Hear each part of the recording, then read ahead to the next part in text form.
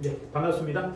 네, 반갑습니다. 저희가 내일 모레가 제 2주년 창립 기념입니다. 그래서 뭐 참고로 좀 아시라고 이렇게 제가 공지해드린 거고, 2주년 기념해서 이제 오늘 부산에서 저희가 이제 대리점 미팅 같이 하고 있는데요.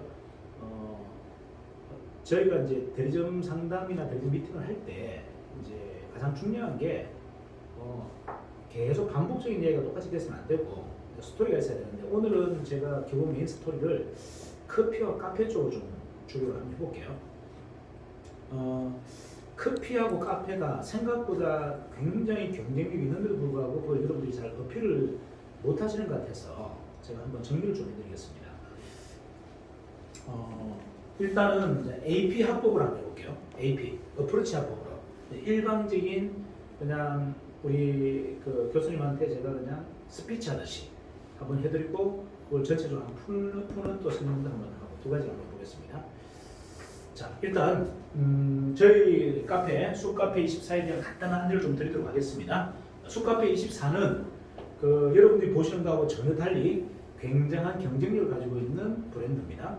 자, 첫 번째, 우리나라 커피 매니어들이 많지만 그 중에 상위 1%가 또 있어요. 커피를 정말 잘하는 사람들이 왔을 때 우리 카페에서 굉장히 놀라는 사건이 일어납니다. 그리고 그들이 묻는 질문이 좀 특수한 질문들을 하는데 점주님들이 그게 무슨 말인지를 잘 해석을 못합니다. 그래서 명확한 답변을 못 하시는 거죠. 첫 번째 이렇게 물을 겁니다. 사장님 이거 싱글 오리진 같은데 맞아요? 라고 물어요. 그리고 두 번째, 이 향이 꼭 블루 마운틴 같은데 맞습니까? 이렇게 묻습니다. 이 두 가지의 질문에는 내용이 좀 깊이 있는 게 있는데 한번 정리해 볼게요. 싱글 오리진.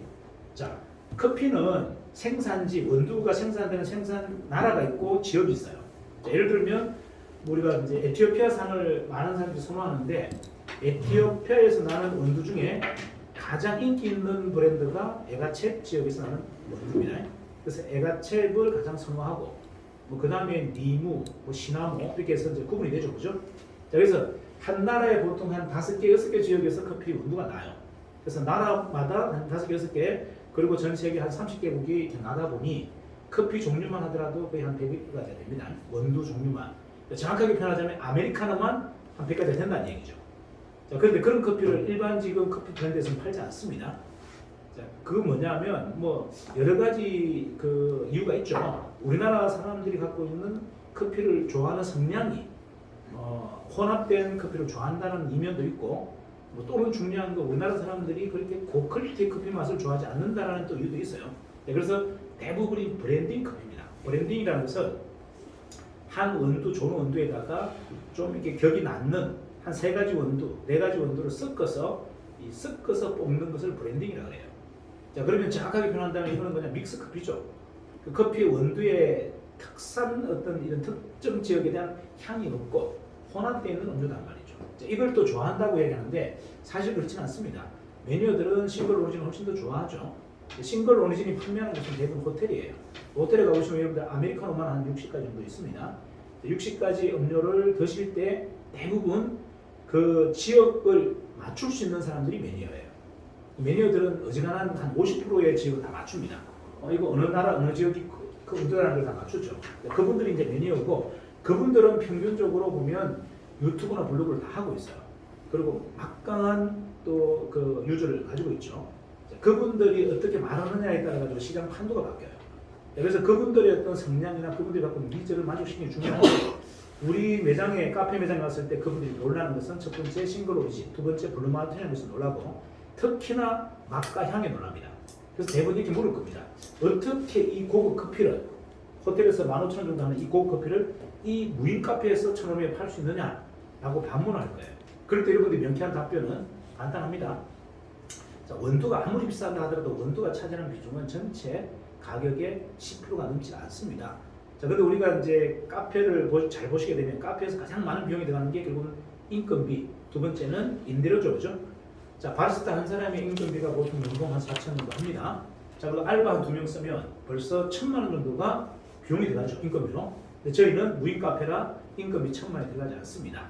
자, 좋은 위치에 카페를 내다보면 기본적으로 한 임대료가 한 1,000만 원, 2,000만 원 정도 육박하죠. 자, 저희는 임대료가 비싼 매장이 한 70만 원 정도밖에 하지 않습니다. 그러니까 굉장히 많은 비용인 인건비와 임대료가 빠졌기 때문에 저희가 이러한 저렴한 가격으로 팔아도 사실은 수익성이 남습니다. 자, 그러면 그분들은 이렇게 얘기하죠. 야, 이 정도의 정말 마시고 이런 원두를 쓴다면 이건 적극적으로 제가 홍보해 드릴 수 있습니다. 자, 그리고 데리고 온 사람한테 이렇게 얘기합니다. 한 매장 3개 정도 하세요. 이게 만약에 알려진다면 이건 대박 날 것 같아요. 라고 하는데 점장님 뭐라고 하는지 아세요? 3개를 왜 냅니까? 1개만 내시고 거기다가 치킨을 같이 하시죠. 이런 얼빵한 답을 합니다. 자, 이해하시죠? 이거 여러분들 굉장히 중요한 이야기예요. 물론 우리 입장에서는 뭐 카페는 별로 마진이 크지 않죠. 매출도 크지 않고 하지만 치킨은 매출도 크고 마진도 커요. 자, 그래서 당연히 먹고 싶은 욕심이 있습니다. 하지만 그분들이 카페를 이렇게 권장하는 이유가 있죠. 뭐다? 뭔가 퀄리티가 있고 좀 폼을 잡고 싶은 우리 따님들, 이쁜 아가씨들, 이런 아가씨들한테 소개해주기 위해서 한 거란 말이에요. 그들이 퇴근해서 어떻게 해요? 직장 낮에 다니면서 퇴근해서 그냥 재료 보충하고 청소 정도 할 수 있는 3개 매장 관리하면 한 달에 순이익이 한 달에 한 600 정도 들어오니, 그죠? 부업 수입으로는 굉장히 알짜리기 수입이다 라고 해서 권유했는데, 그러다가 애가 가장 싫어하는 치킨을 튀기래. 이해가시나요? 이게 말이 안 되는 이야기예요. 그러니까 여러분들이 영업을 너무 보신다는 얘기죠. 자, 일단은 카페 3개 내겠다면 3개 4개 주세요. 내고 뭐 하면 됩니까? 다음 기회에 여러분들이 도넛을 튀겼어. 완제품으로 포장해서 가져가서 한번 이야기해 보는 거예요. 자, 완제품만 팔아보시죠. 여기 알바 하나 써서 요거 하루에 한 50개씩 팔면 아마 괜찮을 겁니다. 라고 해서 팔면서 조금씩 늘어나는 겁니다. 자, 이렇게 그냥 도매 판매를 했을 때는, 소매 판매를 했을 때는 한 개당 300원이지만 이걸 직접 튀겨서 팔면 한 600원 남는데 어떻습니까? 라고 하면 별로 번거롭진 않네요. 튀기는데 번거롭지 않아요? 네, 않습니다. 시간과 그 다음에 타이밍만 맞추면, 온도와 시간만 맞추면 그냥 톡톡톡 나오는 구조입니다. 100%다 거의 반 완제품으로 저희가 드립니다. 라고 했을 때 그들이 오케이 좋습니다. 그러면 한번 튀겨보겠어요.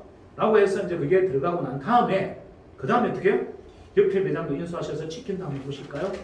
이렇게 들어가는 게 마케팅이라는 얘기죠.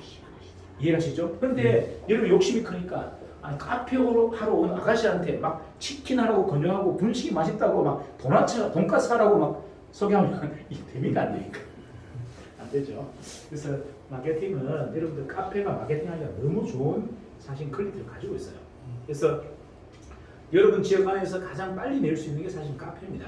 하지만 단점이 있죠. 수익성이 너무 낮다. 사실은 수익성이 낮다는 편보다는 매출이 너무 낮다. 하루에 100잔을 팔아도 150만 원, 하루에 100잔을 팔아도 15만 원, 200잔을 팔아도 30만 원, 한 달에 900만 원입니다. 그죠? 거기에 이제 임대료 뭐 빼고 이렇게 제로 내고 나면 실질적으로 한 200이 안 되죠, 그죠? 자, 200 정도, 200 정도 되겠군요. 200 대신 200잔을 팔면 400이 아니고 한 600 됩니다. 이건 아시죠? 고정비가 상각이 되기 때문에 실질적인 수익성은 훨씬 높아갑니다. 그래서 여러분들이 이제 카페를 이렇게 하실 때는 카페는 매출이 좋은 요지에 좀 들어가는 게 좋을 것 같고, 그 다음에 샵앤샵도 괜찮아요. 자, 점포 임대비용이 들어가지 않는 샵앤샵, 통신대리점, 아니면 뭐 안경점, 약국 이런 데 이제 샵앤샵으로 들어가서 24시간 개방으로 가격만 쉬어서 24시간 개방을 해도 되고, 더욱 좋은 곳입니다. 현장, 공장 이런 사업 같은 데는 뭐가 안 들어가죠? 월 임대료가 보증금이 안 들어가기 때문에 사실은 렌탈료만 들어가기 때문에 그들이 수용하기가 굉장히 유리한 구조를 갖고 있습니다. 그래서 사실은 B2B 특판 영업을 하기에 카페가 굉장히 이상적인 구조를 갖고 있어요. 그래서 여러분들이 이제 전체적인 마케팅을 하시는 데 있어서 물론 이제 치킨이나 뭐 도넛도 굉장히 중요하지만 카페에 대해서 오는 손님을 걷어차는 일은 없도록 여러분들이 좀 준비하시고 나름대로 이제 학습을 좀 하셔서 정확한 답변을 좀 드렸으면 좋겠어요. 도저히 여러분들이 설명이 답변이 안 된다면 저한테 직접 연결해서 제가 답변할 수 있도록 그렇게 기회를 주셔도 될 것 같고, 본부장님들이 좀 훈련됐다면 본부장님 통해서 그렇게 좀 했으면 좋겠습니다. 일단은 커피에 대한 내용을 여기서 좀 정리하겠습니다. 끄세요.